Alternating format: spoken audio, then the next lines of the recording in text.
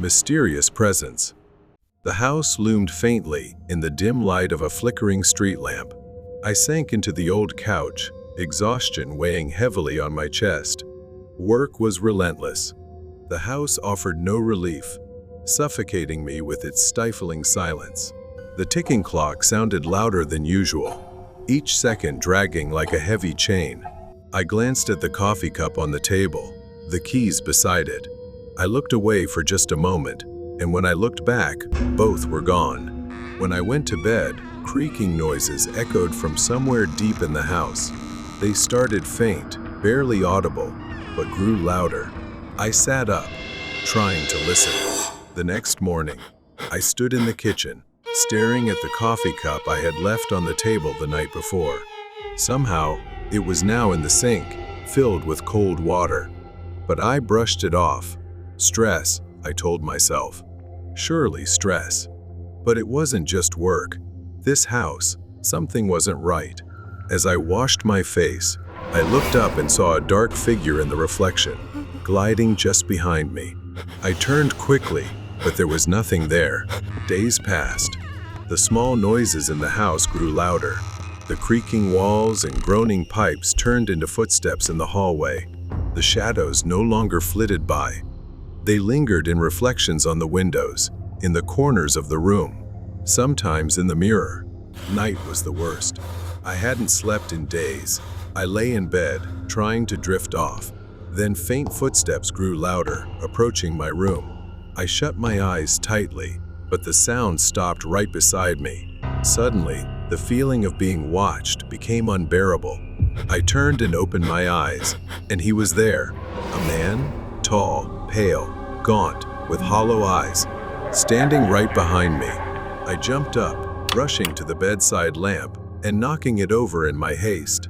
As the lamp flickered, the room lit up in bursts. But the man was gone. He had disappeared. After a while, I fell asleep out of exhaustion. Then I was woken up again, this time by a loud crash from the kitchen. The house was shrouded in darkness, and the electrical appliances wouldn't turn on. I grabbed my phone and cautiously crept toward the noise. The kitchen was pitch black, its contents scattered across the floor. A shadow moved across the wall, no longer fleeting but deliberate. I turned and saw him standing there. A man at the doorway, his disheveled hair wild, laughing maniacally. In his hand was a knife. I backed away, stammering, "Please, take whatever you want. Just leave." He laughed mockingly, saying he didn't care about stealing but loved seeing the pain and fear on my face. Before I could react, he lunged, pinning me against the wall, laughing maniacally, delighting in it. He slowly dragged the knife across my arm, the sharp blade grazing just enough to draw blood, ignoring my pain. See? It doesn't hurt that much. Not yet. I tried to push him away, but he began pressing the knife into my shoulder, the pain stabbing through me, sharper than his laughter. He bent closer, tilting his head, his eyes unfocused, the knife hovering near my face.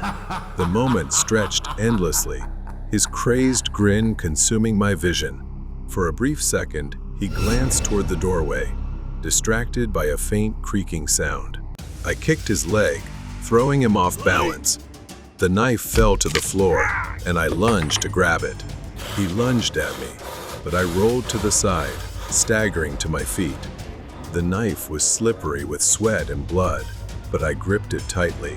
In a split second, I shoved him aside and ran for the door. His laughter echoed behind me. "Run, little rabbit. Run while you still can."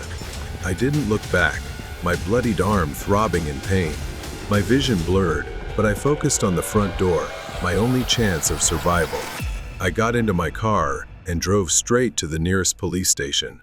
I was taken to the hospital. The police finally caught him. The criminal was an escaped patient from a psychiatric hospital. I felt a fleeting relief, but it was overshadowed by the memory of his laughter, which still echoes in my mind. The Graveyard Shift. 15 years. That's how long I've been working the night shift at this cemetery, a place filled only with darkness and heavy silence. My shift starts at 11 p.m. and ends at 7 a.m., during a time when the rest of the world is asleep. Over the years, I've seen a lot, mainly teenagers causing trouble, or the occasional group of drunk people, but tonight was different. The night started like any other. I arrived early, had a brief chat with the daytime worker before he left. Then, it was on to the usual routine, a quick check. My only job was to drive the golf cart around occasionally, making sure everything was in order. Nothing happened. And tonight, nothing seemed to be happening either. I drove around several times before heading back to the security room for a break, which was right inside the cemetery grounds. Around 2 a.m., I decided to take another lap. As I reached the end of the yard, the headlights of the golf cart swept across the fence, hidden in the darkness. That's when I saw him, a figure standing by the fence. At first, it was just a shadow. I drove closer. Now, I could see it was a man standing outside the fence. His features were barely visible, obscured by the shadows. He was standing still, looking towards me. I didn't want to confront him, not yet, so I decided to circle the parking lot, hoping he'd be gone when I returned. When I came back, he was gone. A deep sense of unease began to settle in. I got out of the cart, slowly, scanning the area again to make sure he hadn't snuck in. But everything seemed normal. Nothing was out of place. So I continued my patrol, passing through the entire yard, which took about 15 minutes. Sometimes I would slow down just to make the time go by faster. 15 minutes later, I got back in the cart and returned to the same spot. He was there again. But this time, he was inside the cemetery, standing on the gravel path. My heart raced as I drove closer, the gravel crunching under the tires. He didn't move, didn't react, just stood there, unnervingly still. I got out of the golf cart and started walking toward him. He looked like a man in his 40s, his clothes dirty and old. I stopped a few meters away from him and told him he wasn't allowed in here and that he should leave soon. I spoke, but he didn't respond or even turn his head to look at me. I reached out, intending to gently tap his shoulder, but the moment my hand touched him, he spun around to face me. His eyes filled with anger, and for a moment, I thought he might attack me. But instead, he turned and started walking, heading straight for the fence. I stood frozen, watching as he effortlessly walked through the fence and vanished into the darkness on the other side. Trembling, I got back in the golf cart and drove straight to the security office. I needed to calm down, to think. Once inside, I locked the door and tried to steady myself, trying to stay calm. Minutes passed, though it felt like hours, and then there was a loud knock at the door. I jumped, my heart racing. Another knock followed, this time more forceful. Panic set in. I had nowhere to go. My mind raced as I grabbed the landline and dialed 911. I explained what was happening, my eyes fixed on the door. The knocking continued, relentless, until it suddenly stopped. The next day, I sat with my manager as we reviewed the CCTV footage. The grainy black and white video played on a small screen, showing the man I had seen the night before. What I saw was horrifying. Just minutes after I entered, the man I had seen in the yard walked to the door. He stood there, motionless, for almost 15 minutes before he began pounding on the door. In his hand, he held something, but the footage wasn't clear enough to tell what it was. It looked like a metal rod or pipe. He was never identified, and I haven't seen him again since that night, but the memory of that night still lingers with me. Every time I drive past the cemetery, I find myself glancing over my shoulder, hoping he never appears again. The kidnapper's scary plan.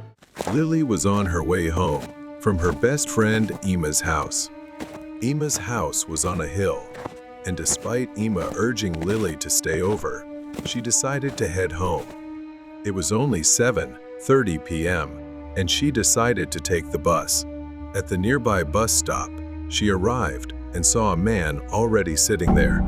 He looked a bit strange, appearing to be homeless.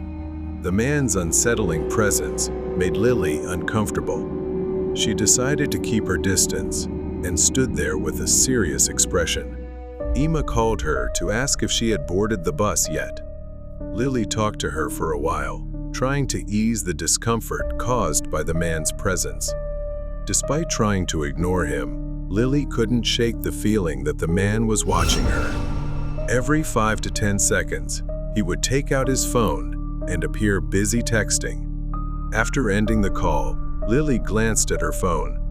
It was 7:45 p.m., and her battery was down to 10%. She sighed, annoyed that she hadn't charged it earlier.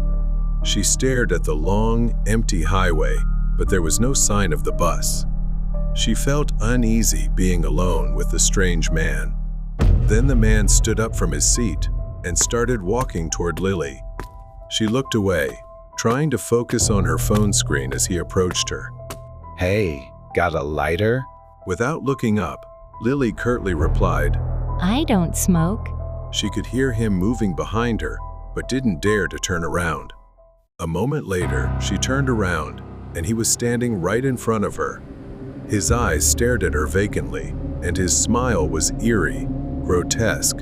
Are you sure? All girls pretend they don't like attention, but they all love it. Leave me alone. She yelled loudly, threatening that if he didn't back off, she would scream and call the police, warning him that her friend's house was nearby and her friend's dad owned a gun. His smile vanished, and she thought she was safe. Then headlights appeared as a car pulled up, driven by an older woman who offered Lily a ride. Surprised but not hesitating, Lily seized the chance to escape the unsettling situation. She quickly got into the car without a second thought, leaving the man behind. As the car drove away, Lily saw the man smiling in the rearview mirror, and his expression sent chills down her spine. They drove off, and the woman smiled as Lily thanked her. But her friendly demeanor seemed odd when she turned to Lily and said, Women need to be careful these days. You never know when you'll walk into a trap. The woman drove slowly along the dark highway. After a while, they stopped at a deserted gas station parking lot. Lily watched the woman step out and shut the car door behind her. Lily wanted to call her parents to let them know, but she remembered her phone was dead. Just then, a ringtone sounded, and her eyes fell on a phone lying casually on the dashboard. She thought the woman must have forgotten it. She cautiously reached out to grab it. The phone unlocked without needing a password. At that moment, a wave of dread washed over her. The phone's wallpaper flashed on the screen, showing a picture of the woman standing next to a man. He was the same man Lily had seen at the bus stop. Somehow, they were connected. Panicked, she quickly grabbed the phone and slipped out of the car, but not fast enough. The woman returned, her kind expression gone, blocking the door. Where do you think you're going, girl? Lily stumbled, slipping through the driver's side door to get out. As she escaped, the woman circled around the back of the car, brandishing a knife to block her path. The woman lunged at her, and instinctively, Lily raised her arm to shield herself, causing the blade to slice painfully across her skin. Lily turned to run, but the woman grabbed her hair and yanked her back. Lily screamed, twisting and clawing at her hand. Blood dripped down her arm, her strength fading from the injury. But then, a surge of survival instinct kicked in. Lily stomped and kicked at the woman's shin, making her stumble and giving Lily a brief chance to escape. As Lily sprinted toward the road, headlights appeared in the distance. It was a truck. Desperate, she waved frantically, hoping they would stop. The truck slowed down as they saw her. The woman stood just behind her and yelled, She's stealing from me. Stop her. A man stepped out. Lily could only cry out. She's lying. She tried to kidnap me. He hesitated, but the sight of Lily's bleeding arm seemed to convince him. She quickly got into his truck, and they headed to the police station. Luckily, she had evidence, her phone. It was a treasure trove of proof. They were kidnappers preying on women and children. They had a twisted scheme. The man would harass women, and the woman would pretend to be a savior. Once inside the car, the victim had no escape. Luckily, Lily avoided becoming their next victim. Months later, she still thought about that night. Since then, Lily had bought a car and vowed never to take public transportation alone at night again. The obsession with the forgotten hospital. My girlfriend and I are passionate about road trips, but things wouldn't have taken a turn for the worse if our passion had stayed within its limits. On a rainy day, Stella and I were on our way back from a road trip. The rain grew heavier, and driving became challenging amidst the storm, so we decided to pull over on the highway shoulder. I worried that waiting on the highway during a storm wasn't a safe choice. I was pondering what to do next when Stella said, Look, Mark. There's a building at the left, turn up ahead. I followed her gaze and saw a structure peeking out from behind the trees at some distance. Stella said, Let's go there. We might find shelter for the night. At the time, it seemed like a good idea. I realized it was an abandoned hospital. We got out of the car and ran inside. The large glass door at the entrance was shattered. As we stepped into the hospital, I realized no one had been here in ages. Furniture was broken, and shards of glass were scattered everywhere. Rain seeped through the damp ceiling and dripped onto the floor. The sound of water droplets mixed with the creak of rust. The wind howled through broken windows, creating an eerie atmosphere. Stella whispered, "This feels like an adventure." Stella was a horror writer, so an eerie setting like this excited her. We'd explored many abandoned places for her creative inspiration. I chuckled and said, "Let's look around. Who knows, you might find a story here." If I'd known my joke would turn into a nightmare, I would have left right then. Stella and I began exploring the place, turning on our phone flashlights. To the left was a hallway, lined with several rooms. We entered the hallway and opened the first room. Inside was an old, dirty bed. Near the bed were a table and a chair. What caught my attention was the safety straps attached to the bed handles. I'd never seen hospital beds this strange before. Most of the rooms were like this. After a while, Stella grew bored and said there was nothing to see here and suggested going upstairs. We climbed the stairs, cobwebs and dust everywhere. The hallway upstairs was littered with broken glass and damp clothes scattered everywhere. When I shone my flashlight on the walls, I saw disturbing drawings, demonic faces etched onto the walls. Someone had even written, "You will not escape." I felt uneasy seeing all this and told Stella, "Maybe we should wait in the car. The rain will stop eventually." Stella teased and mocked me. At the end of the hallway, there was a large door with the words "Surgery Department" on it. Stella was looking at the graffiti on the wall. I asked her, "What do you think happened here?" Stella smiled and said it was just a surgery room. I pushed the door open with annoyance, and with a terrible creaking sound, it opened. I've never seen such a strange operating table before. It looked more like a stretcher, but it had handcuffs and leather straps. Stella's face went pale as she examined all of it with a genuinely terrified expression. I approached the operating table. There were surgical tools lying on it. These tools looked quite different. Scalpels resembled small saws, and there was also a drill. I picked it up and examined it. I told Stella and wondered aloud what this tool was used for. Stella looked at it with frightened eyes and said she didn't think this was a normal hospital. She explained it used to be an asylum. That's why there were leather straps and handcuffs on all the beds in the rooms. Before I could process it, my eyes were drawn to the tip of the drill in my hand. Something dark was dried and speckled on its edge. I shone the light on it and was horrified to realize it looked like dried blood. There was something like a freezer. Stella rushed over and opened it. She started screaming. A horrifying sight lay before us.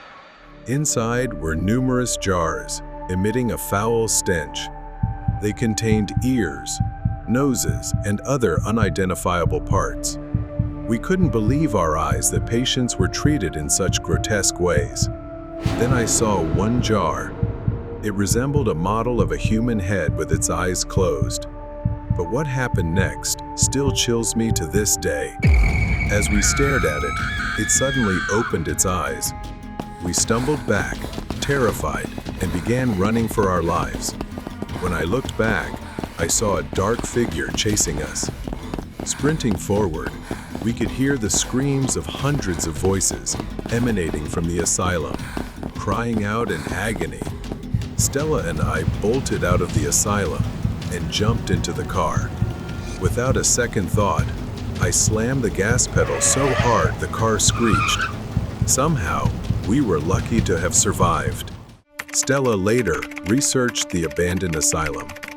She discovered that it once housed insane criminals and intellectually disabled individuals, but the doctors running it would often torture them and conduct inhumane experiments on them. After a series of protests, the asylum was shut down, and all records were erased. Locals feared the place, even during the day. They believed the countless souls of the tormented patients still haunted the site. The deadly delivery. Have you ever felt like this might be the moment you die? If not, consider yourself lucky, because that's exactly what happened to me last week. I work at a local pizza shop. My job involves taking orders and delivering pizzas to customers during the night. I've always worked night shifts and never had any issues until last week. I was standing near the counter when the shop phone rang. The man on the line ordered 2 large pizzas and gave an address to a house on the outskirts of town. The man's rude behavior over the phone annoyed me, but I let it slide and started preparing for the delivery. I asked the cook to prepare the order. I checked the address on GPS and realized it would take me 20 minutes to drive there. I was driving through small towns. It was 10 p.m., so the streets were completely deserted. I spotted a house at the end of the street and realized it was the location. I parked near the house and stepped out. The house looked quite abandoned, as if no one lived there.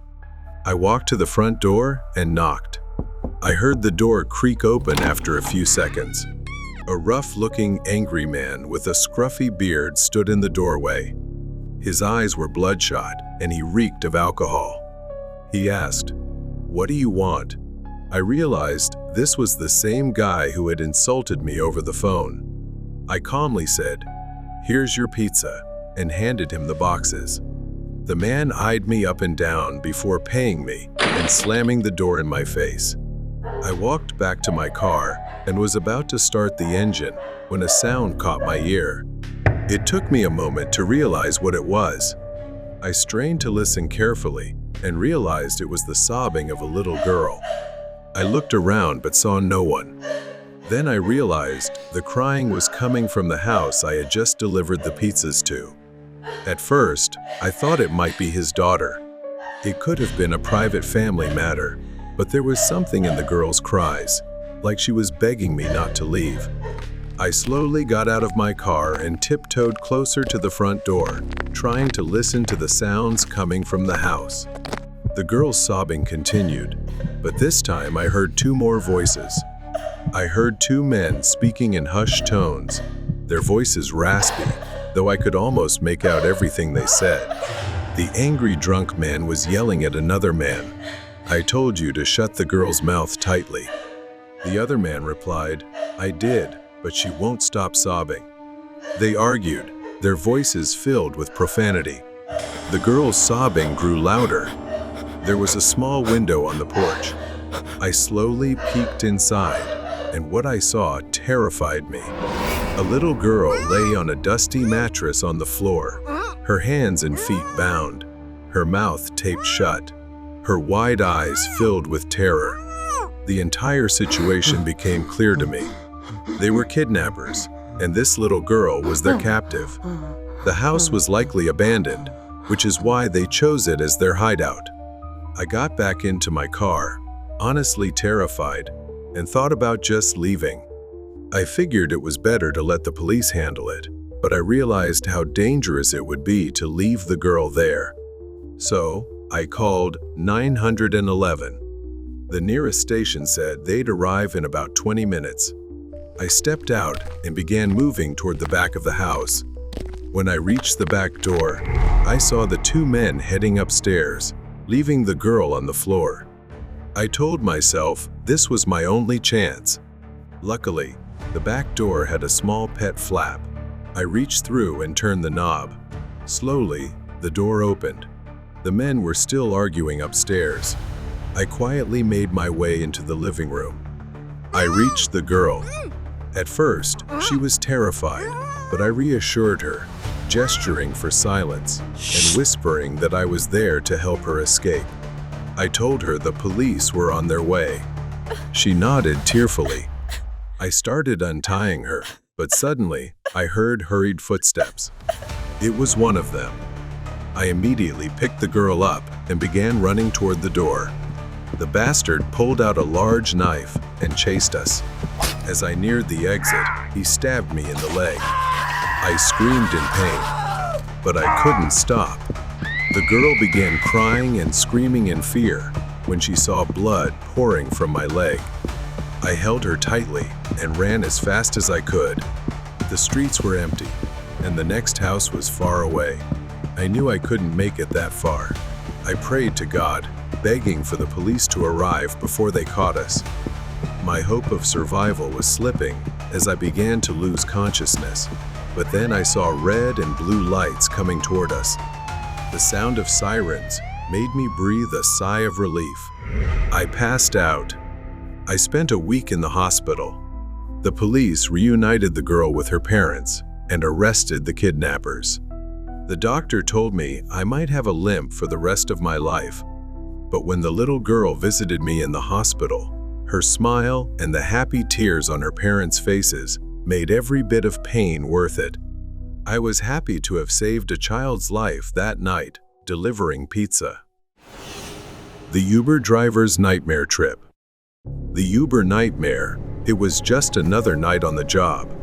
Not that I enjoyed these late shifts, but my rent was due in a week, and I'd already spent all my money on new tires and an oil change. I'd been driving every night. I really hated driving at night. The fog, the isolation, it always gave me chills. I had just dropped off a drunk couple from a bar when my phone buzzed, signaling the next ride. As I drove to pick up my next passenger, I noticed it was the exact spot where I had picked up the couple just half an hour earlier. I figured it was just a strange coincidence. I stopped at the pickup location but didn't see anyone. The fog had thickened, as if swallowing the entire street. I honked the horn and glanced around to see if anyone was coming, but there was no one. I quickly checked my phone to confirm the pickup spot on the app. Just as I was about to double-check the app, my back door suddenly opened, and my heart nearly jumped out of my chest. I let out a nervous laugh, even feeling a little embarrassed. It was a man. He didn't say a word as he got in and sat down, clutching a brown paper bag tightly. There was something unsettling about the way he held that bag. After a moment, he told me he knew the couple I had just dropped off.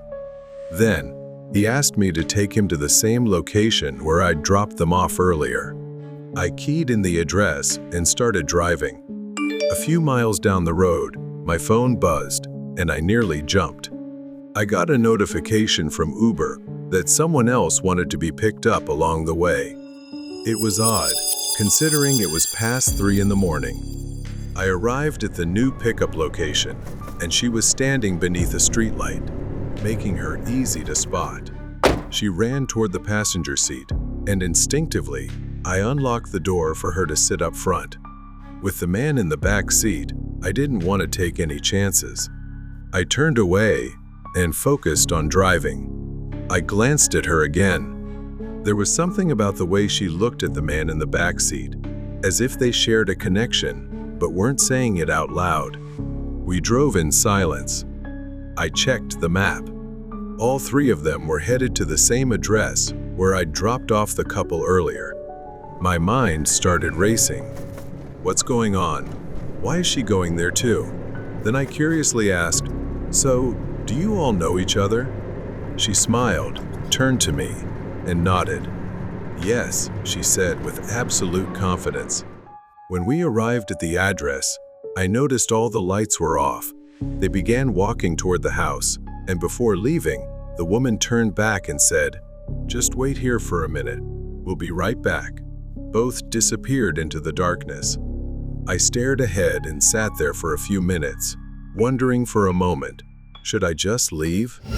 Suddenly, there was a loud bang on my car window.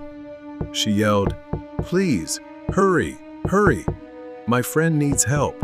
We need your help to get her to the hospital." I tried to shake off the fear in my mind and got out of the car to follow her.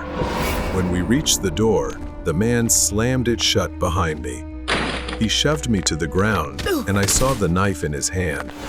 The woman's voice changed, her calm demeanor replaced by a cruel laugh. She slowly turned to me and told me to run while laughing maniacally. I crawled as quickly as I could to the dining room, and I couldn't believe my eyes, the couple I had dropped off an hour ago. But they were no longer alive. The man was now behind me. He was so close. I ran as fast as I could. Luckily, he slipped, giving me just enough time to sprint up the stairs. I wedged myself into a closet, trying to suppress my sobs. I wasn't sure how long I could stay hidden. Then I suddenly realized there was a figure, a woman, standing in front of the closet. Perhaps the blood trail on the floor had given me away. I hesitated, but saw she was alone outside. I took a chance, shoved the door open, and knocked her to the ground. I hurried to the window without hesitation. I smashed the glass, breaking it, and climbed out. Pain shot through my arm, but I ignored it. I couldn't go back. I just ran, got into my car, and drove straight to the police station. My efforts paid off. The next morning, investigators uncovered the full extent of the killer's crimes. Dozens of drivers had been lured to their deaths in the same way I had been. They had used ride-sharing services as a cover, abducting innocent victims one by one, all for their dark purposes. This ruthless duo had evaded capture many times, but not this time. They were arrested. I felt incredibly lucky because, as far as I knew, most people didn't survive. The nightmare, it seemed, had finally ended. The Bloody Delivery. A quiet, secluded suburban neighborhood with winding streets and houses far apart. My name is Nick, and I'm just a pizza delivery guy trying to make a living. Tonight is cold and rainy, the kind of night where windshield wipers have to work overtime. I've been driving these streets for months now, delivering pizzas to people who barely acknowledge me. It's just a job, nothing special. But tonight, I stopped at the same old house. The house that always orders pizza at the strangest hours. It's so remote and isolated. It feels like it belongs to another universe. I've been here so many times I've lost count, but there's always been something off about it. I parked in front of the isolated house at the edge of town, stopping at the end of the gravel driveway, headlights illuminating the crumbling porch. The house looked like it hadn't been cared for in years. Overgrown grass, dusty windows, darkened by old curtains swaying in the wind. I took a deep breath, grabbed the pizza box, and stepped up to the front door, knocking on the heavy wooden frame that echoed loudly. For a moment, nothing. Then, the door creaked open. A woman stood there, her faint smile barely lighting up her pale face, illuminated by dim light from inside. Yet her eyes were distant, unfocused, shadowed. "Here's your pizza," I said cheerfully, trying to shake off the unease creeping up my spine. She reached out for the pizza box, her hand extending. But something about her hand caught my eye. As I handed it to her, I noticed bruises, dark, swollen marks on her pale skin, as if they'd been there for days. I froze for a second, standing there, unsure if I should say something, but decided against it. I quickly withdrew my hand and forced a smile. "Thanks," she mumbled, almost robotic, before pulling the pizza box inside and shutting the door. I got back in my car and sat for a moment, thinking. The rain kept pouring, and the world outside felt heavy. I couldn't shake the image of her trembling hand as she took the pizza box from me. But I drove away, trying to push it out of my mind.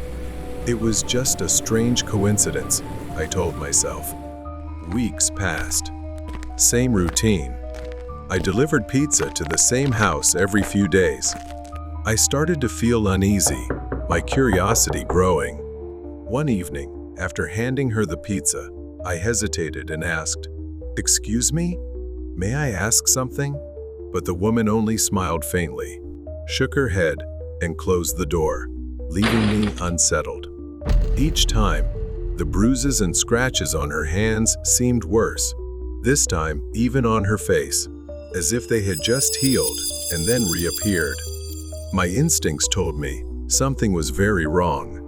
Tonight, there was no regular order, but then I noticed something strange, a note hastily written in black ink taped to the door. It read, "Deliver to the back door. Knock 3 times, hard." I followed the instructions. This time, it wasn't her but a man. He stood there, bloodshot eyes, clearly intoxicated, his breath reeking of alcohol. He didn't say a word, just glared at me. I instinctively stepped back, trying to keep calm. He reached for the pizza box, snatched it from my hands, stepped inside and slammed the door shut. I left quickly. One evening, I drove past the house again, not to deliver this time, just passing by after my shift. My curiosity got the better of me, and I glanced at the house. In the second-floor window, a figure appeared behind the curtain, flashing a light 3 times, repeatedly, over and over. But then, I saw the shadow of a man behind her, raising his hand as if ready to strike. I froze for a moment. I sat in my car, unable to take my eyes off the house. Something inside me told me I needed to go back. I didn't know what would happen next, but I couldn't ignore it. She needed help. After some thought, I returned to the house, planning to make up an excuse, saying it was a promotional gift for loyal customers. I felt I needed to see the woman again to make sure she was okay. The woman opened the door to pay, her eyes darting down to her hand as if she was deciding whether to say something. I followed her gaze. Then, her hand slowly moved down in an unusual way. She folded her thumb into her palm, then folded all her fingers down. At first, I didn't understand, but then I remembered learning about warning signals. It was the SOS hand signal for help. Before I could react or ask her what was happening, the man appeared behind her and shoved her back. He was still drunk, stumbling toward me with a dark, menacing expression. This time, his face had a fresh scratch, and his clothes were smeared with something unidentifiable, speckled with tiny dark spots. The man looked disoriented, his bloodshot eyes moving sluggishly. He mumbled something incoherent and slammed the door shut. At that moment, I froze in hesitation, unsure if this was my responsibility and whether I was putting myself in danger. Just as I was about to leave, the woman screamed from inside the house. "Help! Please!" Her voice was filled with fear. I dropped the pizza box, instincts kicking in, and rushed through the door without hesitation, quickly moving into the house. I knew a bit about self-defense. I had trained in martial arts for situations like this. As I stepped inside, a scene of chaos unfolded. It was horrifying. She was pinned to the floor, struggling under the man's weight, her face wet with tears, and her hands partially bound. Before I could move, the man charged at me in a fit of rage. But I anticipated the attack, ducked low, and countered with a strong strike to his side, sending him crashing to the floor in pain. Seizing the moment, I pinned him to the floor and used the rope he was tying the woman with to restrain him temporarily, long enough to keep him away from her. He was arrested shortly after, and the truth behind that house came to light. Her name was Angela. The man was her ex-husband. The two had gone through a court-ordered divorce. After she refused to reconcile with him, he kidnapped and tortured her, planning to force her into submission. His recent behavior was the result of a psychotic episode. His obsession turned deadly when she tried to escape. After the incident, I decided to quit my job, unwilling to continue such a dangerous line of work. Angela is now living a happy life with her daughter and her new husband. The Deadly Chase. A dark, secluded house appears on a quiet street, hidden by dense trees. In the dimly lit room, Emma and Nick visit the home of a new friend they met recently. His name is Gavi. They sit close, laughing and chatting together. Nick yawns, his eyes drooping, looking unusually tired. Emma notices but brushes it off, thinking he's just weary from drinking a little. Eventually, he mumbles that he needs to lie down. Emma watches him stagger into the living room, nearly stumbling, and starts to feel a bit concerned. But she doesn't notice Gavi's gaze, different from hers. His eyes follow Nick, watching with a look of satisfaction and pleasure. Left alone with Gavi, Emma feels a tense unease she can't put into words. Then he stares at her as he steps closer, his gaze cold and intense. She awkwardly avoids his gaze. Suddenly, he says, "So, let's play hide and seek." Emma feels a bit puzzled, but agrees to ease the awkwardness. Gavi's eyes remain fixed on her, darkening with something unreadable. Emma moves into the dim living room, deciding to play along, hiding under the bed. She tries to stifle a giggle, convincing herself it's just a game. Then, she hears Gavi's voice echo down the hall, his voice husky. "The time limit is 20 minutes. If I find you within that time, you'll be mine." Emma's smile fades, his words linger in her mind, and suddenly, she feels a sense of unease. She continues the game, opening the door to a dark bedroom and slipping inside. Emma crawls under the bed to hide. A sudden crash shatters the silence. The sound of breaking glass echoes down the hallway, and her unease grows with each second. She hears footsteps and objects breaking. Something heavy is being dragged, coming closer. Emma lies still, feeling strangely anxious despite knowing it's just a game. Then she hears his voice from the hallway.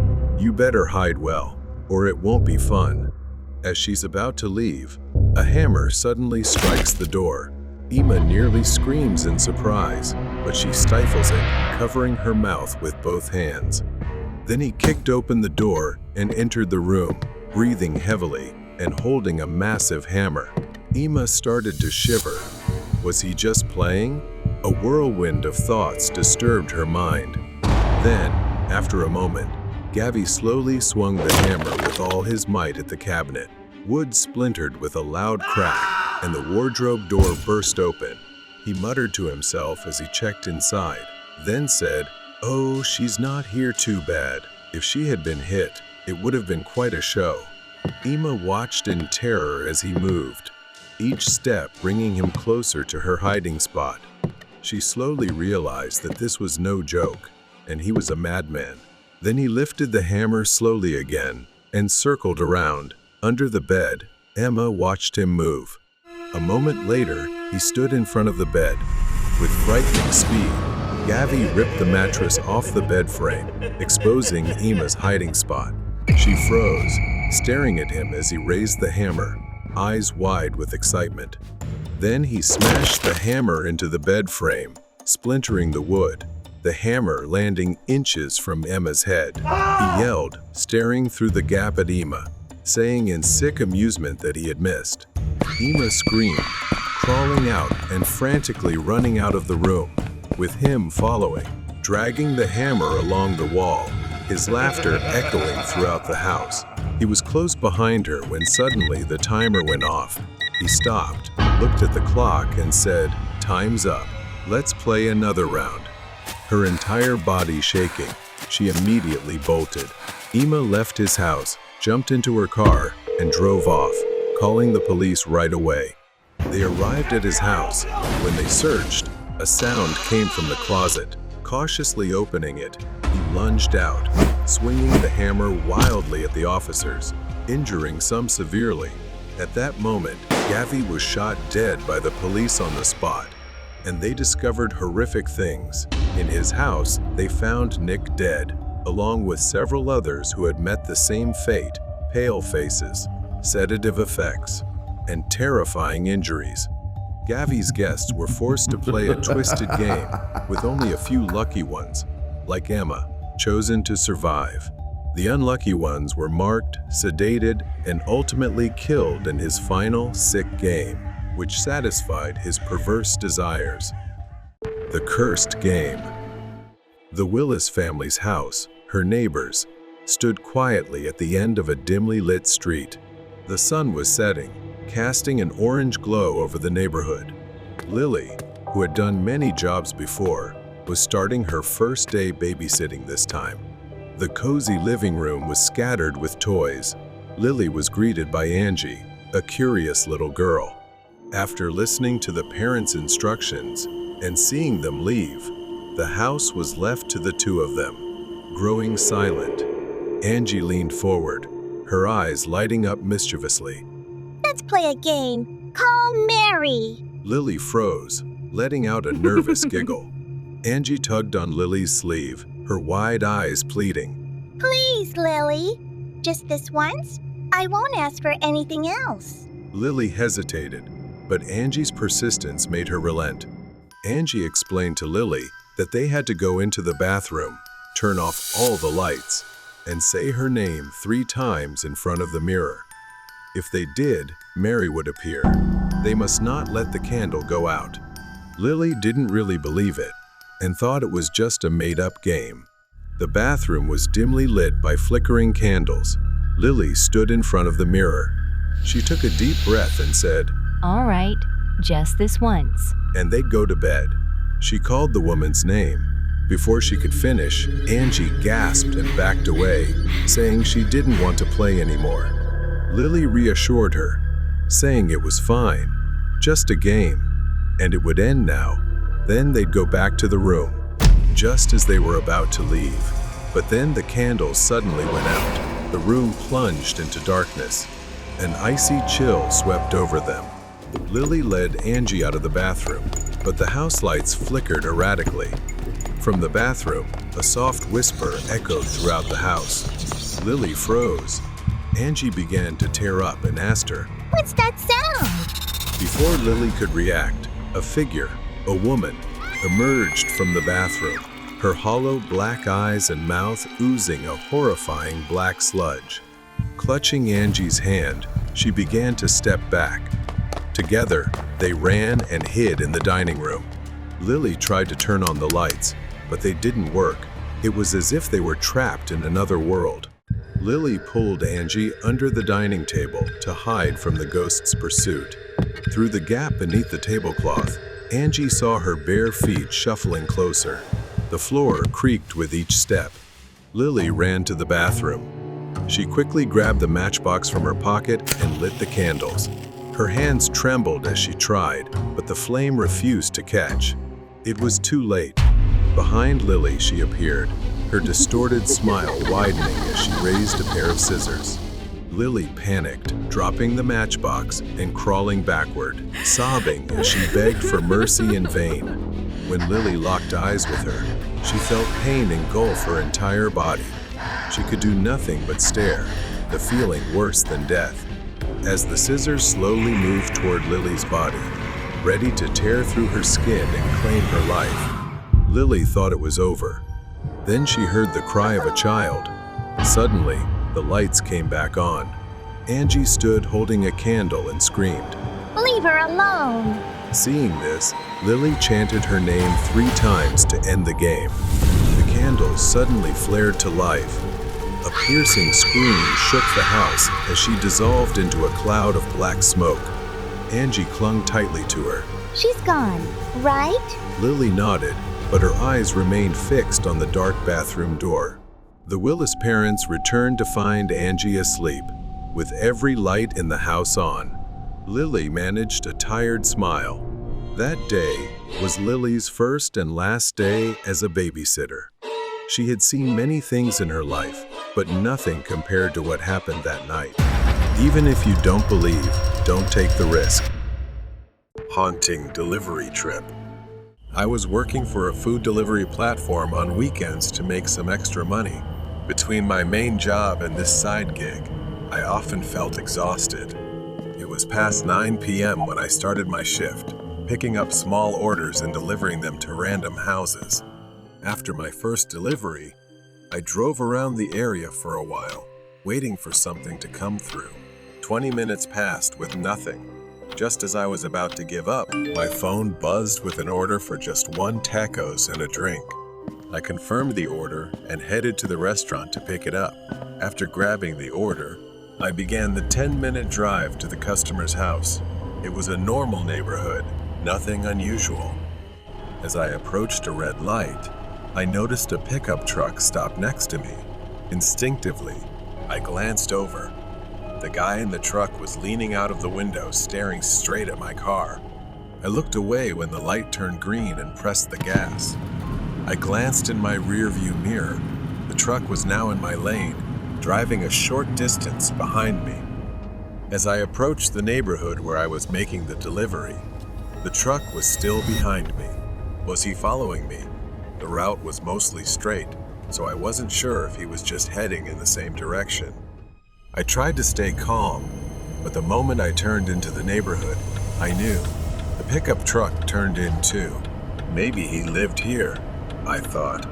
I continued driving through the quiet suburban streets, following the GPS until I reached the final road, a dead end. I braked and parked on the side of the road near the house number I had to deliver to. The truck followed and parked behind me. I sat there, frozen, trying to come up with a plan for the worst-case scenario. What was this guy doing? Was he really following me? I glanced at my phone and saw a message from the customer asking, "When will the food arrive?" Could it be? The guy in the truck? Was he the customer waiting for me to step out? I felt more trapped than ever. The man got out of the truck. My heart pounded as I watched him slowly approach my car. He stopped right by my trunk, his face partially hidden in the shadows. Then, out of nowhere, he grabbed something like a metal rod and slammed it into my rear windshield. The glass shattered around me.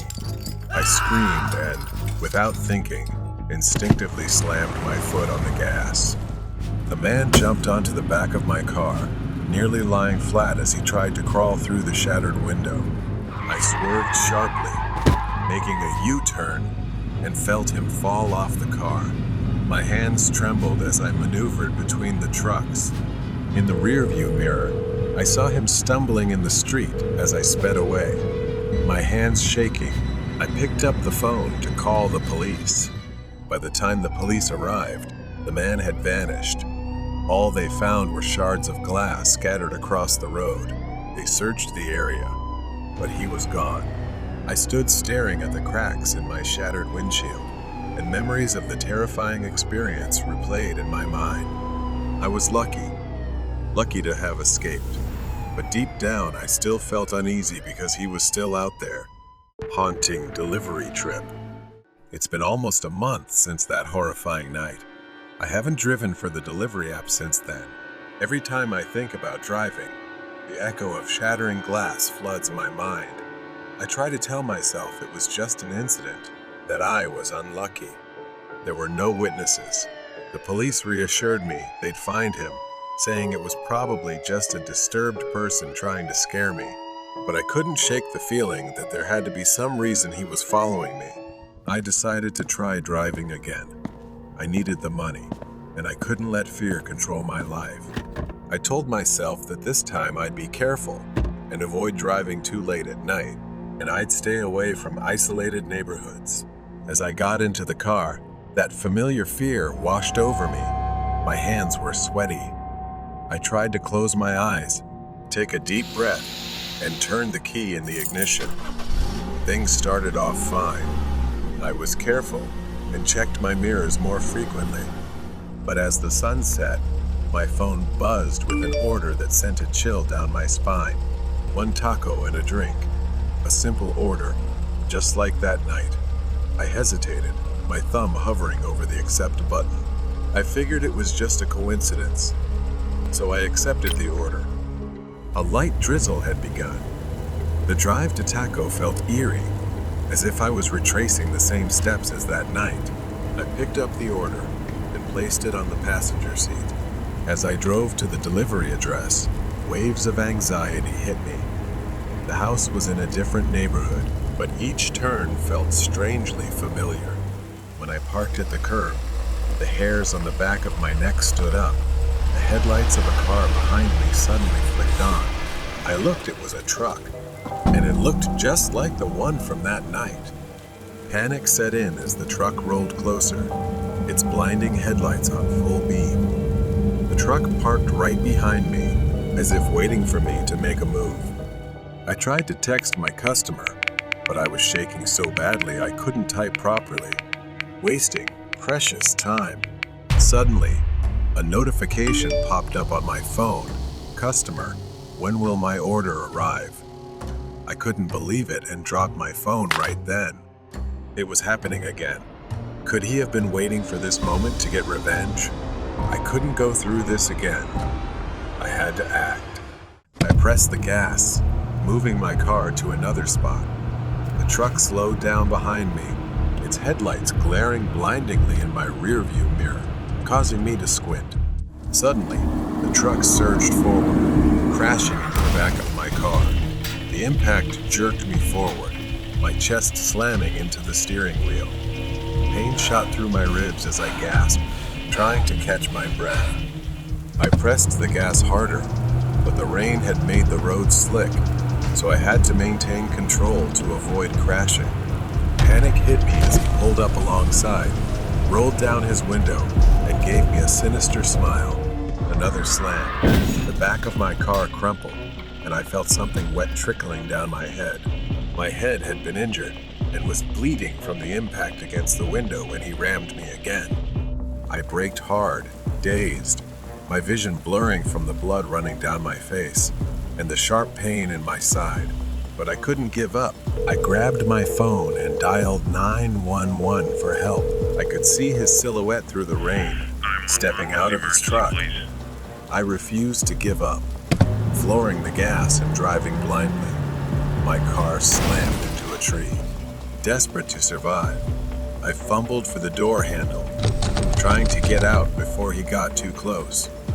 In the distance, I could hear him screaming angrily. I forced myself to run, sprinting toward the woods at the edge of the road. Suddenly, I tripped. My ankle twisted and sharp pain shot up my leg. I couldn't move. He was almost on top of me, his shadow looming as I tried to crawl toward the edge of the road. I turned to face him. He raised the crowbar high above his head, ready to strike, and I screamed. But then, the sound of police sirens cut through the quiet rain. He froze, trying to run, but it was too late. The police used a taser and tackled him to the ground. He was finally caught. I fainted, slowly losing consciousness. Paramedics loaded me into an ambulance, and a wave of relief washed over me. The nightmare was finally over. The price of the silent one. I glanced at the clock. It was past midnight. I thought it was time to head home. I left the lab late one evening after a long day of experiments. The night was dark, the streets deserted, and the cold air biting at anyone daring to venture out. The road was empty, and the only sound was the distant howl of the wind. As I drove, I suddenly noticed something moving by the roadside. A figure, a girl, walking alone in the desolation. She seemed disoriented, wearing a red coat, her head bowed, and her posture rigid, standing out under the dim light. Something about her felt off, so I slowed my car and came to a stop. I asked her if she was okay. "Do you need a ride?" The girl didn't reply. She kept walking, her steps slow, as if she didn't even notice my presence. Finally, the girl stopped, and she slowly turned around. She had a beautiful face, but her skin was deathly pale, with an expression of anguish, as if she had forgotten how to smile forever. She asked for a ride and said she was on her way home. I politely hesitated at first, but then I agreed to give her a ride. I drove along the dark road as the girl sat silently in the back, staring out of the window. As I drove through the town, approaching an old cemetery, the girl's behavior suddenly shifted. She began to grow increasingly agitated. Suddenly, she started clawing at the car window with her nails, screaming hysterically as if she were desperate to escape. She shouted, "Let me out! Let me out!" Panicked and unsure what was happening, I scrambled to unlock the door.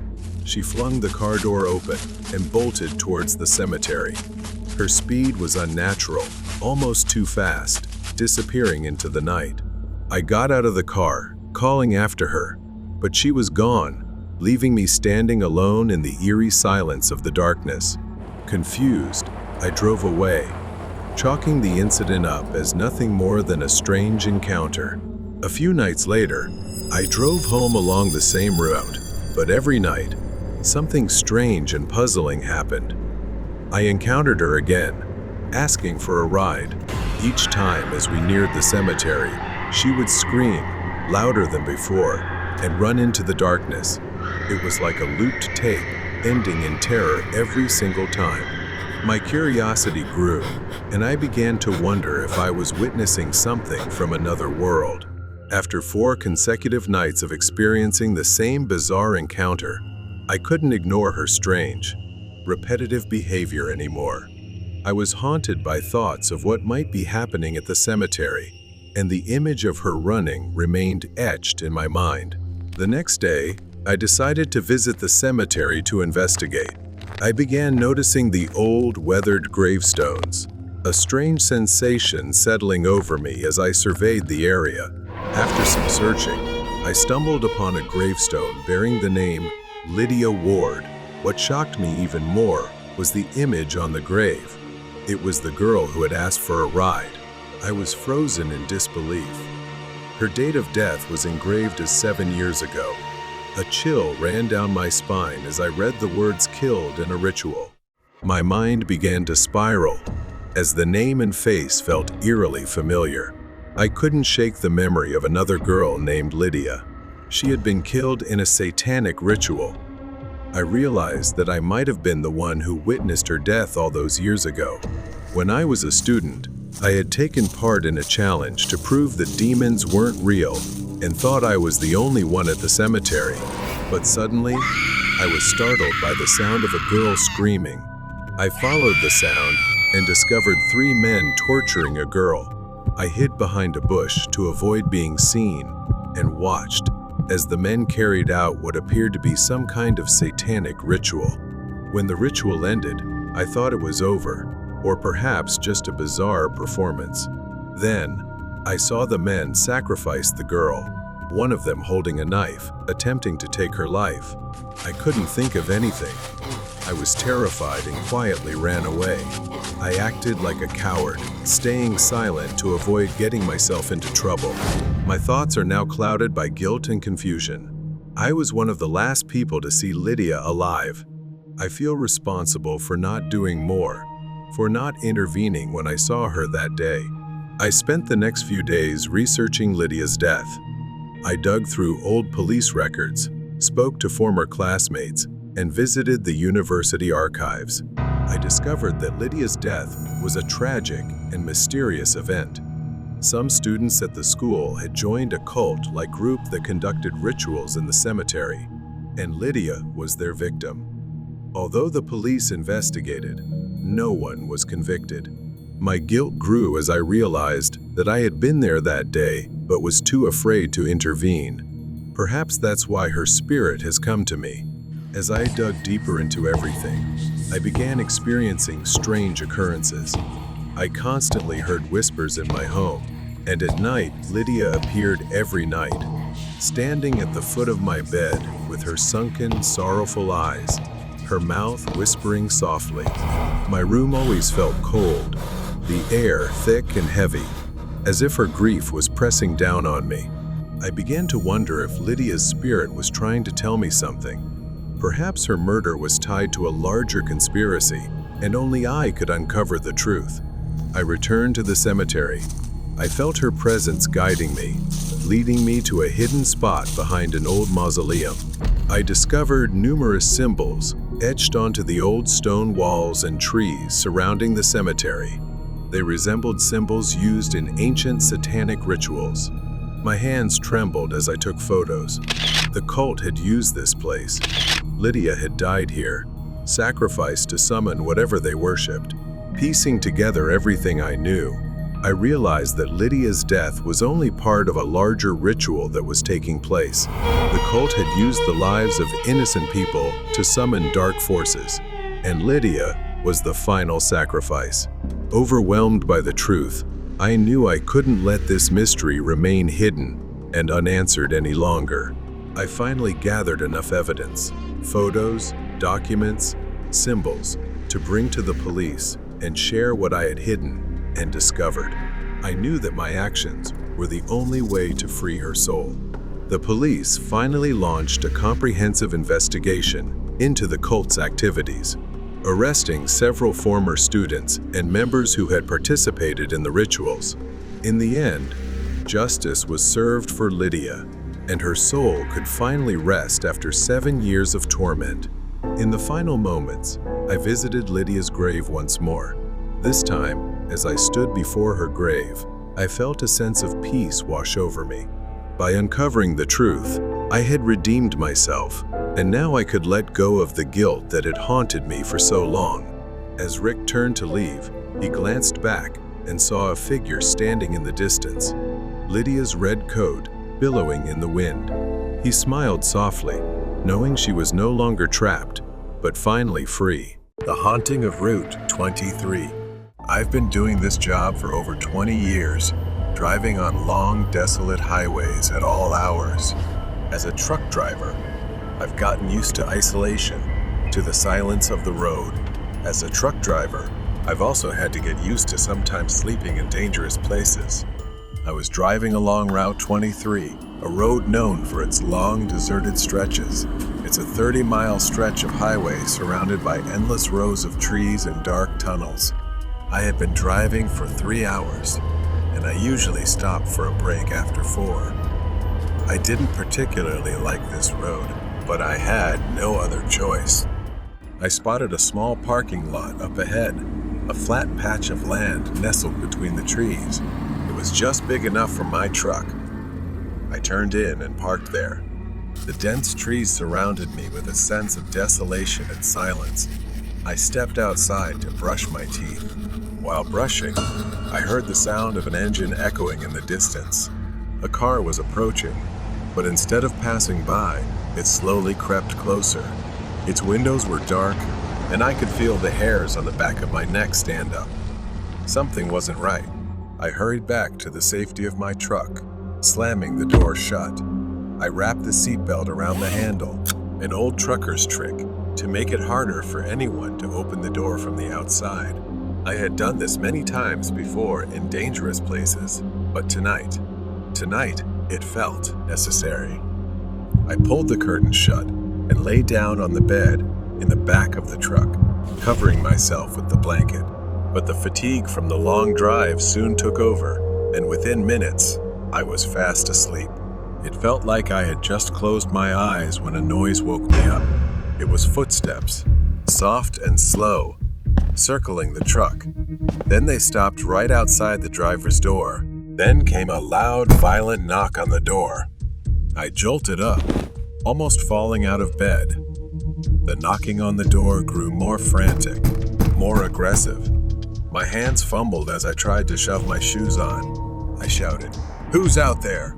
But there was no answer, just the banging getting louder. I rushed to the driver's seat, my hands shaking as I shoved the key into the ignition. The truck roared to life. I pulled the curtain aside, ready to drive off. And that's when I saw him. A man, dressed all in black, stood just inches from the truck. He held a large knife in one hand and a hammer in the other. We locked eyes, and he twisted his face into a grotesque, maniacal grin. He seemed unhinged. Then he lifted the knife in front of me, as if taunting and provoking me. My truck suddenly stalled. I hit the horn, warning him I would charge if he didn't back off. But instead of retreating, the man started walking toward me. He quickened his pace. Then he started sprinting toward me, yelling as he ran. The knife and hammer swung wildly in his hands as he charged at the truck. I realized my window was still cracked open. I reached to close it, but before I could, his face was pressed against the glass. His wild eyes stared into mine. He grinned, nodding toward the window. With a sudden swing, the hammer smashed against the driver's side window. The glass shook but held. My hands trembled as I tried to restart the engine. Another swing. This time, the glass shattered. A third swing. Cracks spiderwebbed across the window. It was about to give completely. My life hung by a thread. The engine roared to life, and I slammed my foot on the gas just as the window opened. The man screamed as the truck lunged forward, throwing him off balance. His hammer was still lodged in the broken window as I sped away. In the rearview mirror, I saw him stand up. He stood in the middle of the road, watching as I drove away. His silhouette was clearly visible in the mirror. I haven't driven like that since. That night taught me to always be prepared, to plan my route down to the smallest detail. Now, I sleep in safer places, far from empty parking lots. The haunting of the abandoned station. It was a chilly autumn evening in our small town. Inside the diner, warmth enveloped me. Sarah, my girlfriend, was finishing her cup of coffee. We had been dating for a few months, and tonight seemed like the perfect opportunity for an adventure since we both enjoyed that. After dinner, we decided to explore the old abandoned train station in town. The train station loomed before us. Built in the early 1900s, it had once been the heart of our town, but now it lay in ruins, overtaken by nature. My heart raced, but I didn't want to show fear in front of Sarah. I reassured her, even though I felt a hint of doubt creeping in. She began glancing around nervously and told me she felt something was off. Then, from afar, we heard a faint whistle echoing through the air. Sarah asked me, "There are no trains running here anymore, right?" I only knew that no trains had run here for decades. The whistle grew louder, accompanied by the unmistakable sound of wheels clattering on metal tracks. Sarah tightened her grip on my arm. "We need to go right now," she urged, panic rising in her voice. But somehow I lost control, as if mesmerized by the sound, stepping closer to the edge of the platform, staring down the empty tracks. The sound grew louder, yet no train was in sight, just the tracks stretching infinitely into the darkness. Then, as if summoned from nowhere, a blinding beam of light appeared, racing toward us. It approached quickly, gliding down the tracks like a ghost, but something was off. That light wasn't attached to any train. It hovered. Sarah screamed, urging me to stop, pulling me back just as the invisible train roared past.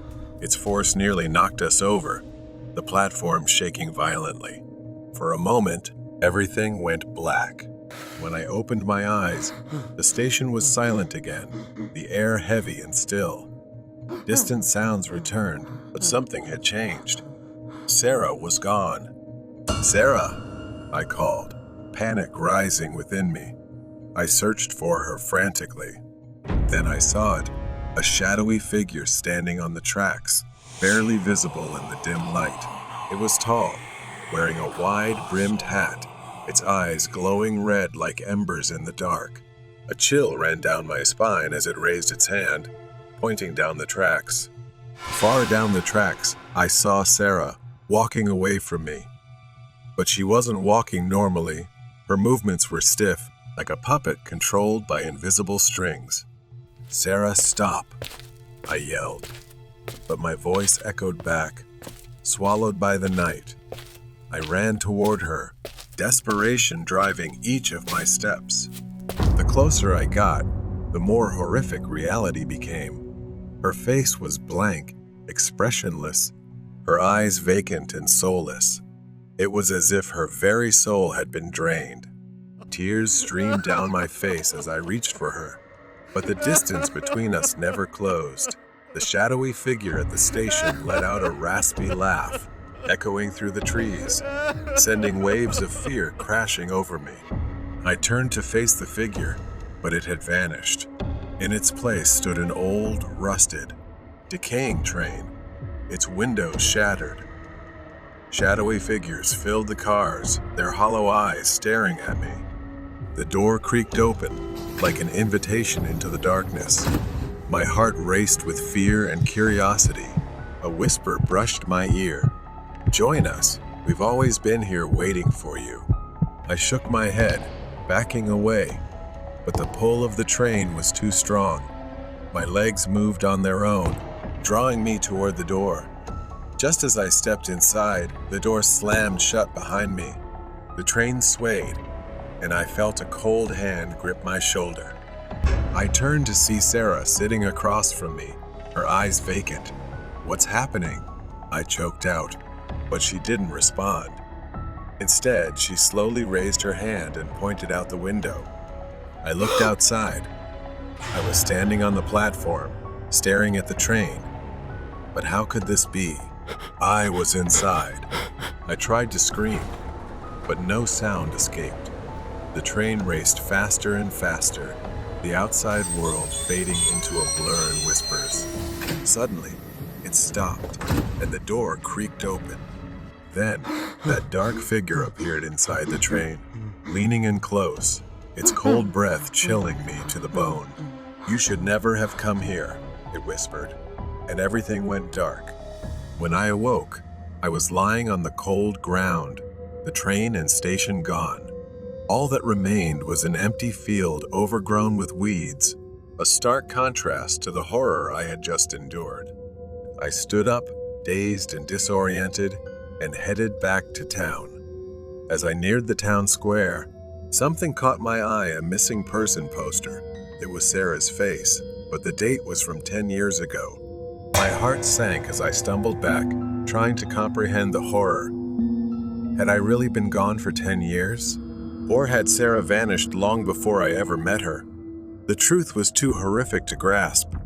Desperate for answers, I rushed back to the station, but when I arrived, it was gone. Only an empty field remained. The train, the darkness, the station all vanished as if they had never existed. Memories flooded back the faces of victims, broken families, the whispers of those who had vanished without a trace. Each shadow symbolized a haunting reminder of what I had escaped, of the guilt I carried for failing to protect those who needed me most. I turned away and walked on, ready to embrace the memories instead of fleeing from them. The shadows may linger, but I would no longer let them control my life. The ghost train on Christmas Day. It was Christmas Eve, and I was late for my flight. The snow was falling heavier than usual, and the slippery roads turned my usual route to the airport into a nightmare. I had to catch the last train out of town to make it to my flight. Otherwise, I'd be stuck until morning. I arrived at the station just in time to catch the train, which seemed unusually empty for such a busy night.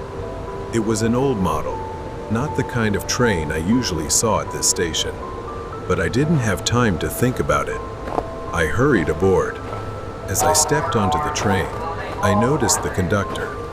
He wasn't the usual friendly face I was accustomed to on my daily commutes. This man was older, gaunt, with tired eyes that made me uneasy. His uniform was dark and worn, as though it hadn't been cleaned in years. The inside of the train was just as strange, filled with the scent of old wood and something faintly musty lingering in the air. The train car was nearly empty, save for a few scattered passengers, but the atmosphere was tense, as if something wasn't quite right. I sat by the window, watching the snow fall heavier, blanketing everything outside.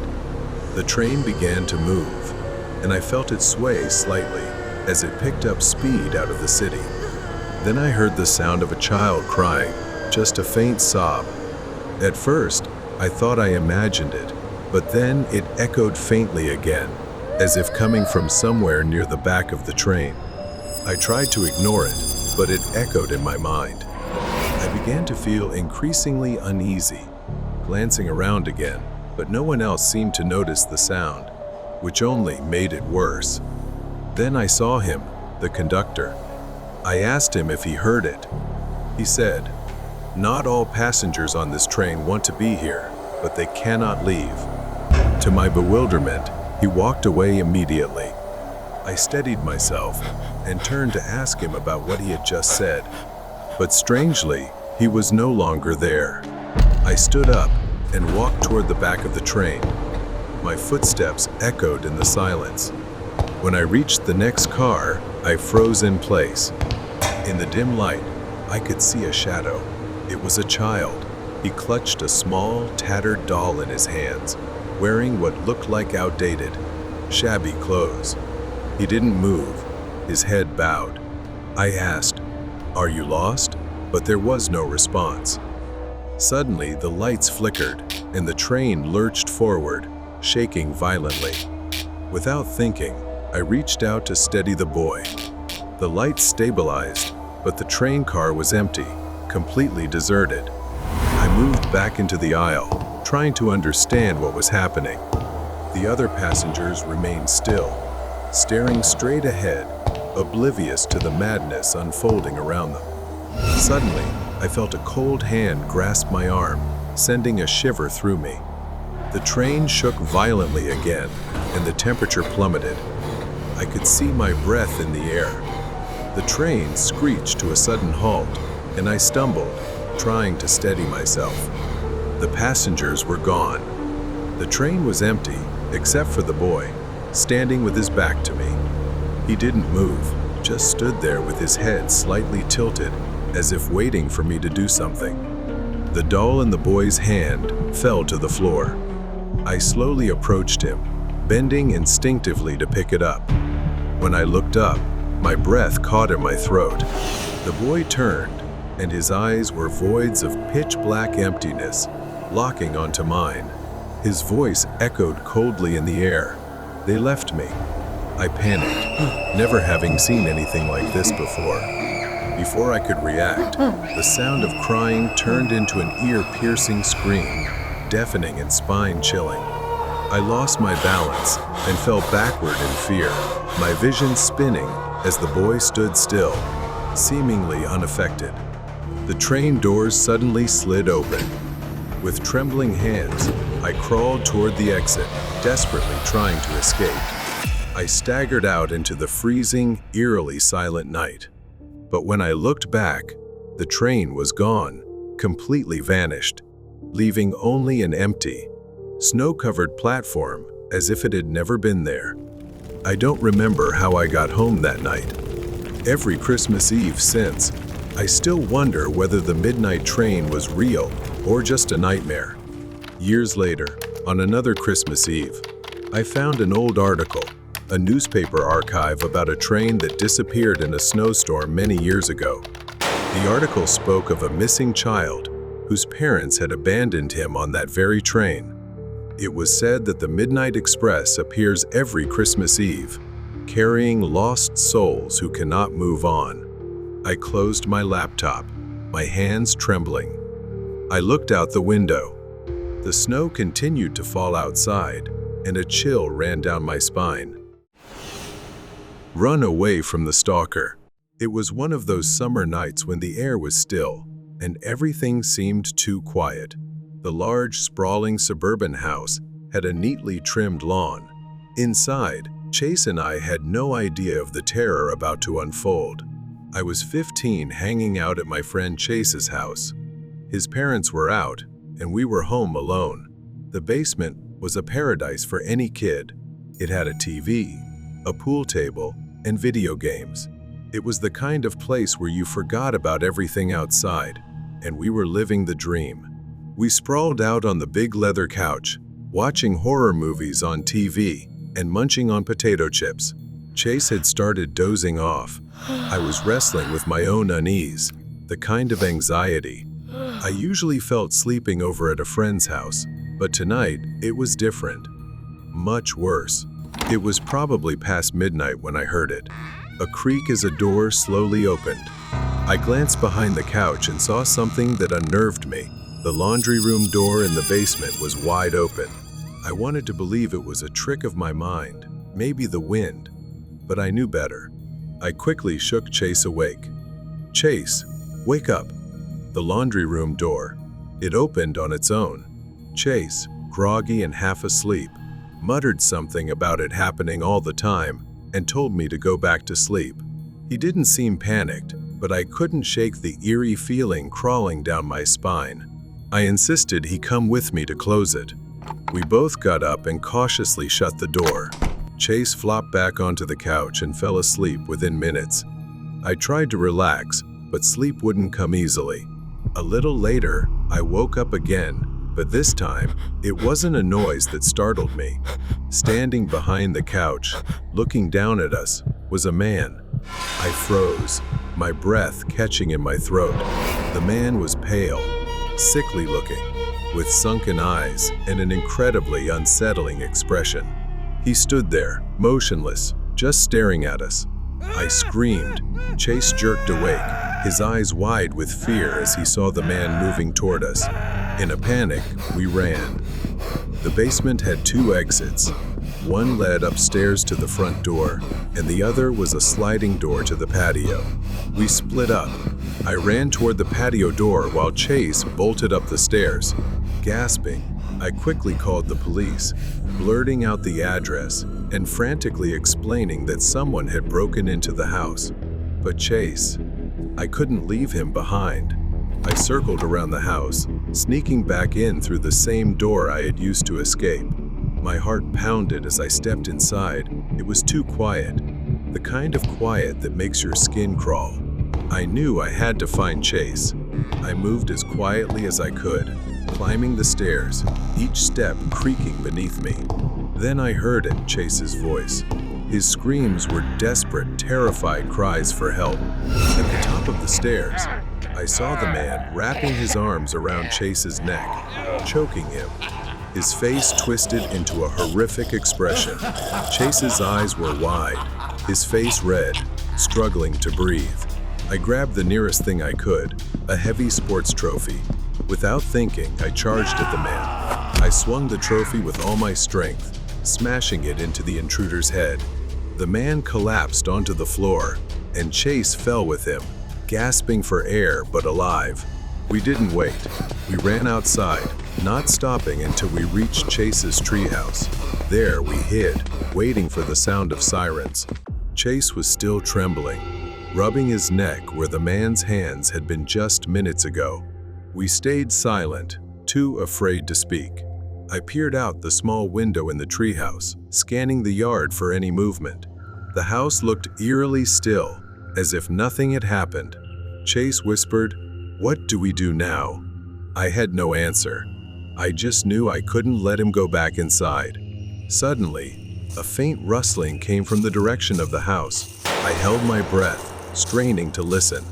At first, it was soft, like footsteps on grass. Then, I saw him. The man. He was slowly crossing the yard, his movements deliberate, as he headed toward the treehouse. I grabbed Chase's arm, pulling him away from the window. "He's coming." The two of us backed into a corner of the small treehouse, barely breathing. The man's footsteps grew louder, the creak of the ladder. He was climbing. I could feel his weight pressing on the structure as the treehouse swayed slightly with each step. Chase looked at me, his eyes wide with fear. I had to do something. I scanned the cramped space, frantically searching for anything I could use as a weapon. My eyes landed on a rusty toolbox. Chase's dad had left here months ago. I grabbed a metal rod nearby, clutching it tightly in my trembling hands. The man's hand appeared at the edge of the treehouse entrance, his fingers curling around the wooden frame. I swung the metal rod down with all my strength. The man let out a cry of pain, lost his balance, and fell backward off the ladder. He hit the ground hard. I grabbed Chase, and we climbed down, running as fast as we could toward the house. My mind was racing. Where could we go? And I knew it wouldn't be long before he got back up. Gasping for air, I dragged Chase to the side of the house where thick bushes and overgrown trees obscured us from view. We crouched down, trying to catch our breath. Suddenly, headlights appeared in the distance. It was the police.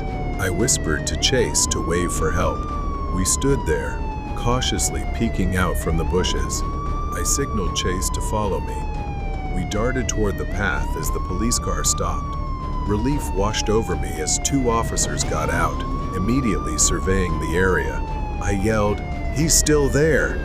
He's..." Before I could finish, the man stepped out of the shadows, emerging from the side of the house. His movements were slower, more calculated. Blood dripped from the gash on his head. The officers drew their weapons, ordering him to stop. But he didn't listen. He kept moving toward us, his eyes fixed on Chase and me. The man ignored them, continuing to walk slowly, cautiously. Then, without warning, he lunged forward with terrifying speed. A gunshot from the officers rang out, tearing through the night. The man staggered, collapsing onto the ground, gasping his last breath. A wave of numbness washed over me. Finally, it seemed like it was really over.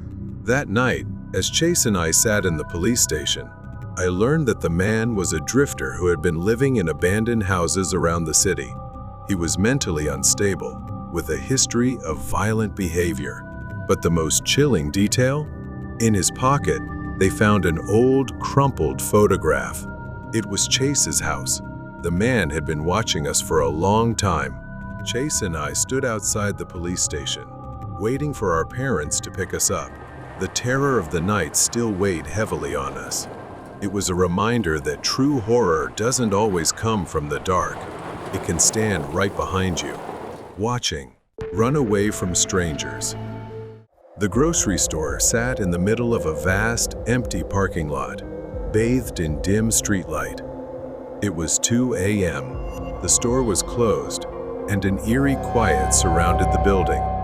I was the night shift manager here. Usually things were calm, and nothing happened, just me stocking shelves during the quiet hours while the rest of the world slept. I had been working non-stop since my shift began at 10 p.m., trying to get everything done. My focus was broken by a soft knocking sound. It was coming from the front of the store. I left my cart behind and walked toward the sound. Through the large glass windows, I saw him, a man. I approached the glass door. I asked him what he wanted. He demanded I open the door. His face was expressionless, devoid of a smile, just cold eyes staring at me. I told him the store was closed and he couldn't stay here. As I turned to leave, a loud bang made me whip around. The man's fists pounded the glass, over and over, each hit louder and angrier than the last. This guy wasn't just some harmless drifter. I pulled out my phone, threatening to call the police. Only then did he step back, his eyes still locked on me, full of rage. He slowly walked into the darkness of the parking lot. The tension in me eased slightly. He was gone. I put my phone away and tried to refocus on my work. 15 minutes passed. The knocking, the pounding, the man, all faded from my mind as I got lost in stocking the shelves. But then I heard metal breaking, like something being torn apart. I abandoned my cart and ran toward the front, fear swelling in my chest. My heart sank as I saw the glass door slightly ajar. The latch, the only thing keeping the door secure, was gone. Fear engulfed me as I realized what this meant. I needed to get to the office and call the police immediately. I turned to run toward the office, but I froze in place. Standing not far from me, blocking my path, was that man. His expression hadn't changed. It was still the same cold, deadly, furious stare. I didn't think. I just ran. I dashed through the door, with the man right behind me. Suddenly, an old, battered van screeched into view, speeding toward the front of the store. It swerved recklessly, nearly hitting me as it came to a stop, my heart pounding in my chest. I moved forward, running past the van, but then everything turned upside down. A sudden, sharp pain erupted in the back of my head. My body stumbled forward as I collapsed onto the ground. I didn't even have time to process what had happened before everything began to blur.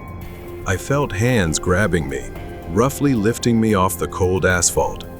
My vision faded, darkness closing in, and the last thing I remembered was the roar of the truck's engine and the sensation of being dragged inside. I woke up to a pounding headache, my wrists tied tightly behind my back. The truck jolted and swayed as it sped down an unfamiliar road. My mind was foggy, disoriented. For a moment, I had no idea where I was. I began piecing it together. The man, the truck. I had been kidnapped. I knew I needed to act quickly. I glanced around. Inside was pitch dark, but then I saw it. A pile of old tools, a rusty toolbox, and a few scattered pieces of metal on the floor. I twisted my wrists, testing the ropes. They were tight, but I could feel a slight give, just enough to give me hope. I heard the guy muttering to himself up front. This wasn't over. I took a deep breath, calming the rising panic within me. I needed to think, and I needed to get out. I edged closer to the toolbox, my fingers searching for anything sharp. It was tricky, but I managed to find a small piece of metal. I awkwardly twisted my hands, scraping the metal against the ropes. Every bump in the road threatened to give me away, as the pain nearly made me cry out. Suddenly, I felt the ropes loosen. A few more scrapes, and they snapped. My wrists were free, but I couldn't move too quickly. I glanced at the front seat, where I could see the back of the driver's head. He hadn't realized I was awake. I noticed the door lock was undone. I needed a plan. The truck slowed as it turned sharply onto a dirt road. The moment I had been waiting for. Taking a deep breath, I pulled the back door open and leaped into the night. I hit the ground hard, pain radiating through my body as I rolled across dirt and gravel. For a moment, I thought I couldn't move, but adrenaline surged within me. I staggered to my feet, running into the thick darkness of the surrounding trees. Behind me, the old van came to a halt. I heard the man shouting, his footsteps pounding as he chased after me, but I didn't look back. I just kept running, my heart racing in my chest. Branches scratched at my skin as I pushed through the thick underbrush. My mind blurred between fear and survival. I could hear the man's voice. I couldn't let him catch me again. Ahead, I spotted a clearing and saw the faint glow of lights through the trees. A road. If I could reach it fast enough, I'd be safe. I burst out of the woods and onto the road, frantically waving my arms as a car approached. The headlights blinded me, but I didn't care. I needed help. I ran into the middle of the road, screaming for them to stop. The car screeched to a halt, and I collapsed onto the road. The driver jumped out, shouting something, but I was too exhausted to respond. All I could do was whisper hoarsely, "Help." The driver took out his phone and called the police. In that haze, I could still see his shadowy figure standing at the edge of the forest, as if he were looking at me with eyes full of anger. But he didn't come any closer. Perhaps he knew that everything was over. I was taken to the hospital after everything that had happened. I was told the man had been apprehended not far away. He had been arrested. The police assured me he would be locked up, that he wouldn't hurt anyone again. Even though I was safe, the thought lingered in my mind. What if I hadn't escaped? What if I hadn't been fast enough? The fear remained, clinging to the edges of my mind, but I knew I had survived. I had been lucky to make it through that night shift alive. The strange man in the snow.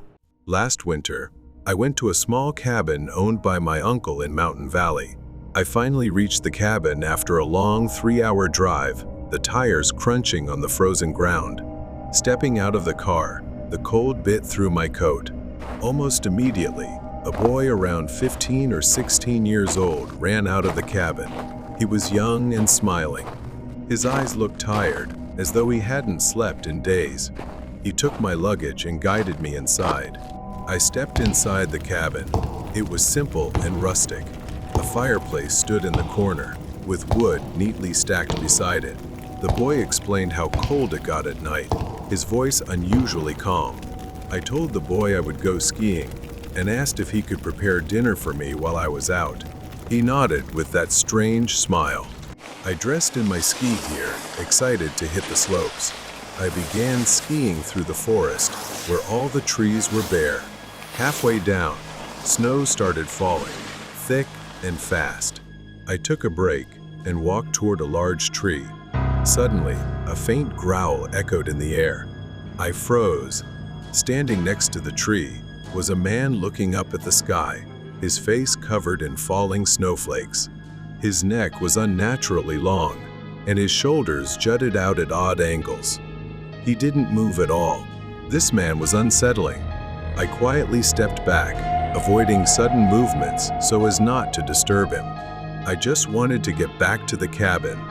I stepped cautiously, but accidentally crushed a twig underfoot. A loud snap broke the silence.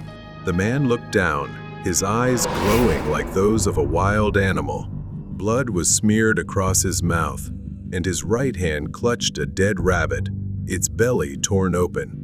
The man wiped his mouth with his other hand and smiled wickedly. Panicked and frantic, I bolted through the forest, snow crunching under my boots. I didn't look back. I didn't want to know if he was following. I burst through the cabin door, slamming it shut behind me. I quickly locked it. The teenager noticed something was wrong. He came out of the kitchen, and I shouted to call the police immediately. He calmly replied, "There's no service here, sir." I checked my phone, and he was right. There was no signal. "What's going on, sir?" the boy asked. I realized I couldn't tell the boy the truth about the man. I didn't want to scare him. So, I lied and said I had heard wild animals in the forest. After a while, I calmed down, embarrassed by my overreaction. Perhaps I had exaggerated it too much. While having dinner, the lights suddenly went out. A heavy snowstorm had started outside, and I could hear the windows rattling from the fierce wind. I wondered where the boy was and realized I never knew his name. Suddenly, I heard footsteps crunching on the snow outside. I slowly turned my head toward the large window. Near the fireplace, the light illuminated a bloodied hand pressed against the outside of the living room window. His bloodied hand was pressed against the glass. It was the man I had seen in the forest.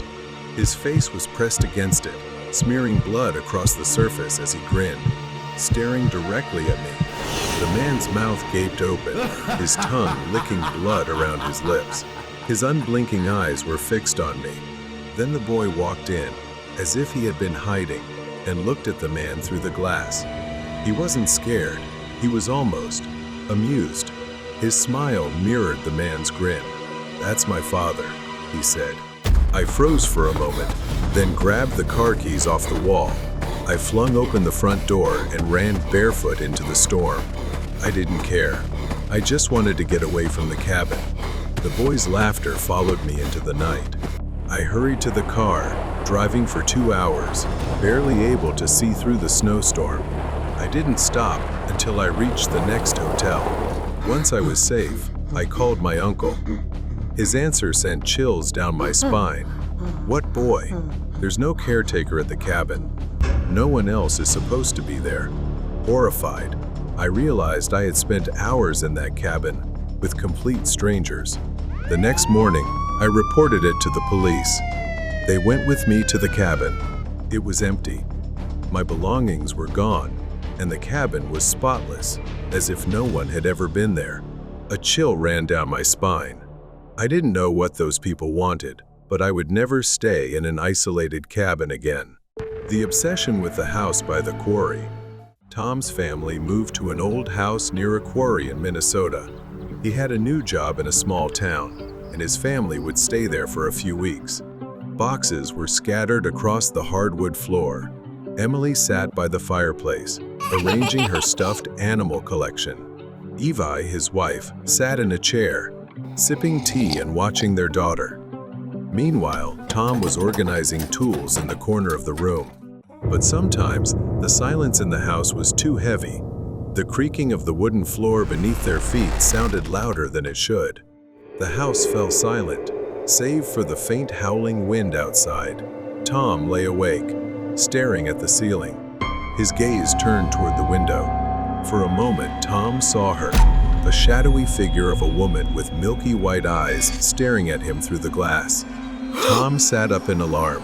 When he looked back, she was gone. Then Emily screamed. They rushed to her room. She was sitting on her bed, her tiny body trembling, her wide eyes filled with tears. She pointed under the bed and said, She's under the bed, the woman with the white eyes. She wants me to hide under the bed. Tom bent down and looked under the bed, but saw nothing. They reassured Emily that it was just a nightmare, but something about her description made them uneasy. To ease her fear, the next day, they installed a small hidden camera in her room. What they discovered that night sent chills down their spines. On the screen, they watched her fitful sleep together. Hours passed without incident, until, suddenly, the blanket began sliding off her as if pulled by invisible hands. The little girl's small body shifted toward the edge of the bed, slowly as if being dragged.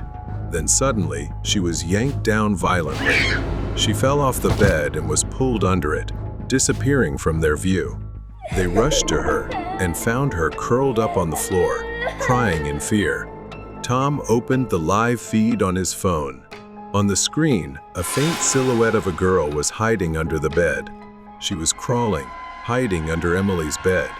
Her hollow, black eyes stared directly at the camera.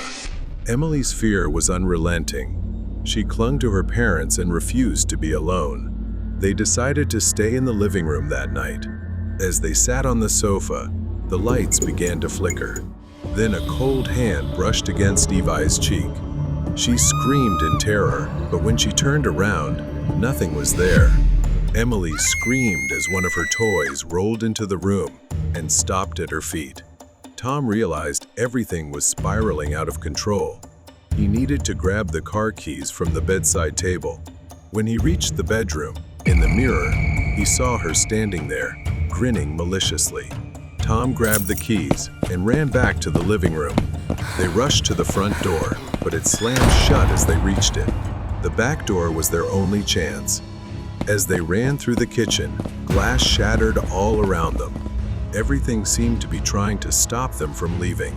With a desperate kick, the door burst open. As they got outside, Emily pointed toward the house. In the upstairs window, she, the figure with sunken eyes, was watching them leave. They got to the car and quickly drove away. They sat in silence, knowing they would never return to that house. The house on the edge of the quarry remains, holding its secrets. For the family, it is a memory they will never escape. The deadly farewell. The fluorescent lights flickered overhead as I walked through the sterile hallway of the hospital. I had worked here for years, the smell of antiseptic and the beeping of monitors ingrained in my senses. But lately, something felt different, something that always sent a chill down my spine. My patients came in all ages, but there was one little girl named Tira, perhaps the youngest patient in the hospital. Tira was a sweet child. She often wandered the halls and talked to other patients, though she was mostly alone. One night, while working a night shift, I was doing my rounds as usual. In the empty, long corridor, I heard two people talking softly. It was late, and all patients were supposed to be asleep. I followed the sound, which was coming from room 203. As I carefully opened the door to check, I saw her. Tira was standing near the patient's bed, smiling at me mysteriously and greeting me. But my sudden appearance didn't startle her at all. I reminded her that it was past bedtime and asked what she was doing there. She replied, Nothing. I just came to say goodbye to George. George was the patient in room 203. He had recently undergone major surgery. Though Tira seemed calm to me, I noticed George's face. He looked terrified and extremely pale. When I turned to remind her and take Tira back to her room, she had vanished as quickly as if she'd never been there. The next day, I went home around 4 a.m. after my night shift ended. It was my day off, so I slept the entire day. When I returned to work and walked past room 203, I thought about checking on George. But when I opened the door, I found a different patient. And I was informed that George had passed away the previous day. I stood frozen in the hallway, suddenly remembering when I asked Tira what she was doing in George's room. She said she came to say goodbye. But why goodbye? Shouldn't it have been good night? Something was very strange. Every time I encountered little Tira, I would find her wandering the empty hallways at night, talking to someone or entering a room. At first, I was skeptical, but I noticed that her presence seemed to coincide with the moments just before a patient passed away. Could she possess the strange ability to know when someone was about to die? Then I searched the hospital records. Tira wasn't listed anywhere. There was no information about her being admitted, and no legal guardianship papers on file. I was stunned. I gradually became obsessed with Tira's story and started investigating her background. My suspicions grew when I learned from a nurse that Tira had died in the hospital just a few months ago after falling down the stairs. However, the nurse insisted the incident was ruled an accident, and the hospital never made it public. My mind reeled. How could Tira still be here if she was dead? I started piecing things together, and a chilling thought struck me. Perhaps Tira's spirit was still lingering here. One day, when I dozed off at my desk, I saw her. She was sitting, crying in my dream. I slowly approached Tira. Tira turned to face me, her pale face and empty eyes brimming with a profound sadness. She said, I've been waiting for you, Dr. Cooper. You're the only one who can help me. I stood frozen, the air thick with fear, or perhaps confusion. I asked Tira, Help you? Tell me how. Tira's ghost stepped closer, her small hand reaching toward me. She whispered painfully, The experiment. The experiment killed me. I jolted awake at my desk, drenched in sweat from what I had seen. It was too real, like a cry for help. I knew I needed to act. I dug through old records, my hands trembling. I found it, just a copy, a part of a plan I'd never seen before. It all seemed to point to a dark secret. The deeper I delved into Tira's past, the more I realized her death was no accident. In reality, it was the result of an illegal medical experiment involving an unapproved drug to test the limits of human pain endurance and survival. Tira was selected as a test subject due to the influence of her adoptive father, a man working at the hospital as part of an underground network of unethical experiments. The drug used on Tira was untested and had horrifying side effects. Tira's death was the culmination of a cover-up to protect the hospital's reputation. One night, while working the night shift at the hospital, I heard strange noises, like a child crying, coming from the abandoned wing of the hospital. The sounds led me down a hallway that hadn't been used in years. My heart pounded as I pushed open a door, revealing a forgotten room. Tira stood there, her figure faint in the dim light, her eyes filled with sadness and pain. She told me that she couldn't leave, and that she had been trapped in the hospital ever since her death. Her spirit was tethered to the hospital, bound to the hallways, unable to move on until the truth about her death was revealed.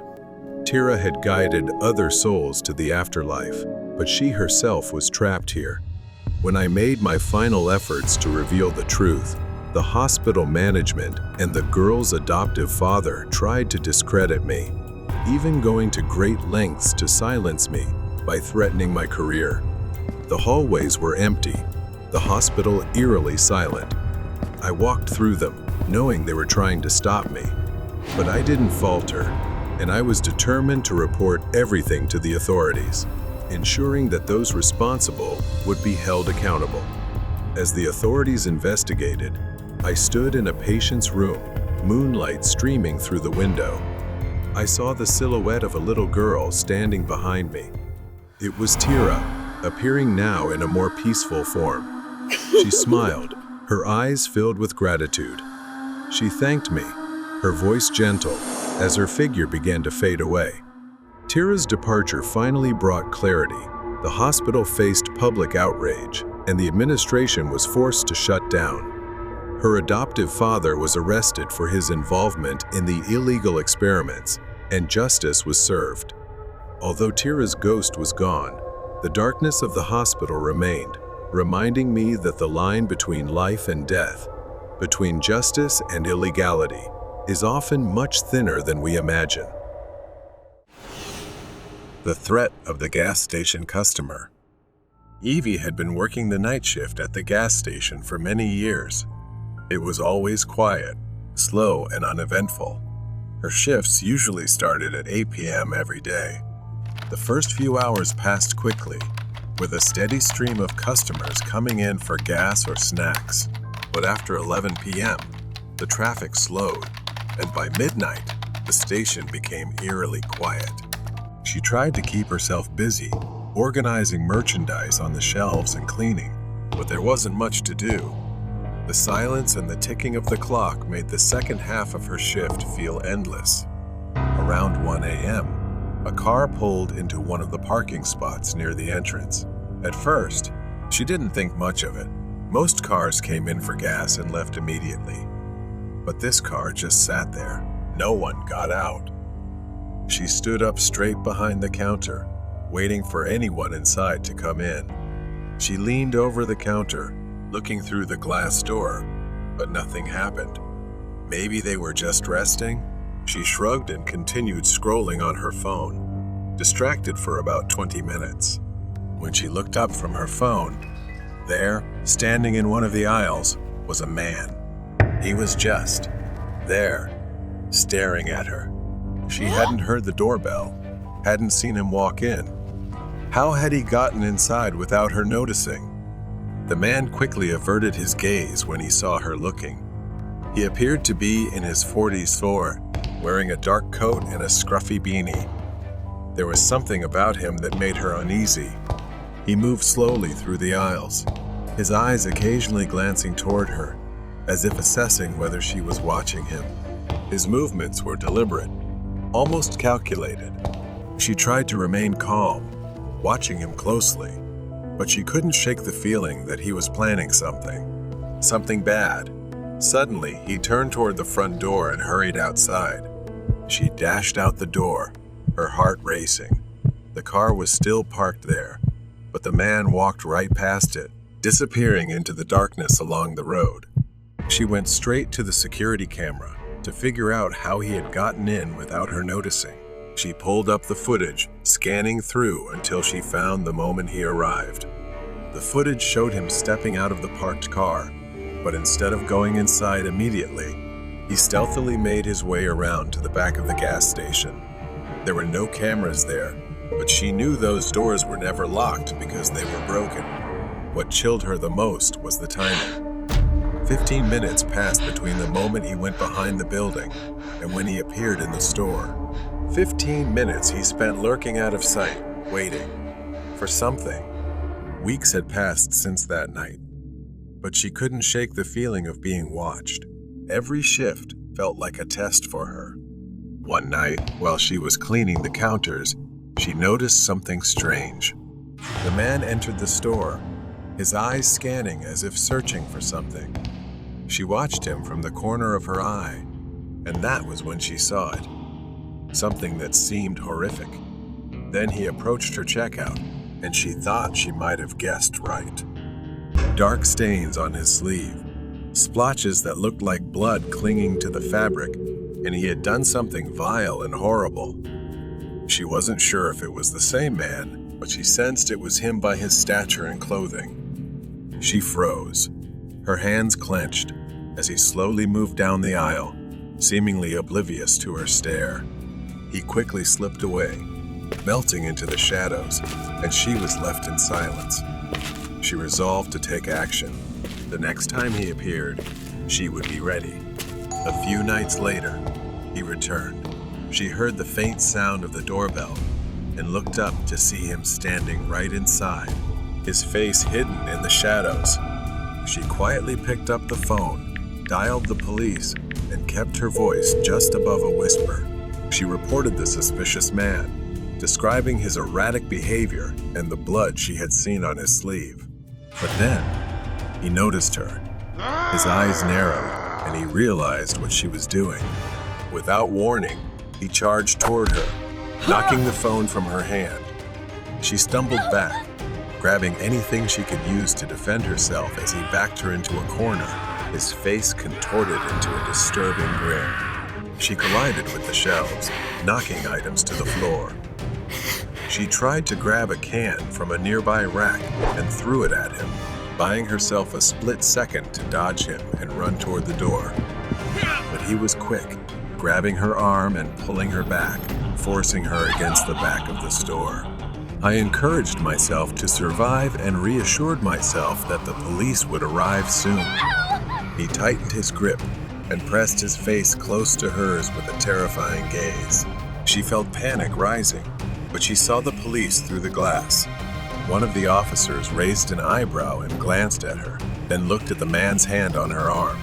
It was a signal, a silent cue. She knew what she had to do. Gathering all her courage, she turned slightly, catching the man off guard, and bit his hand. He yelled in pain, loosening his grip just enough for her to escape. She stumbled forward, getting out of his reach. The police burst through the door, quickly advancing with their weapons drawn. He hesitated, his face contorted with anger, but he knew he was outnumbered. The officers moved in, bringing him to the ground and cuffing his hands behind his back. He thrashed, his eyes filled with rage as they restrained him.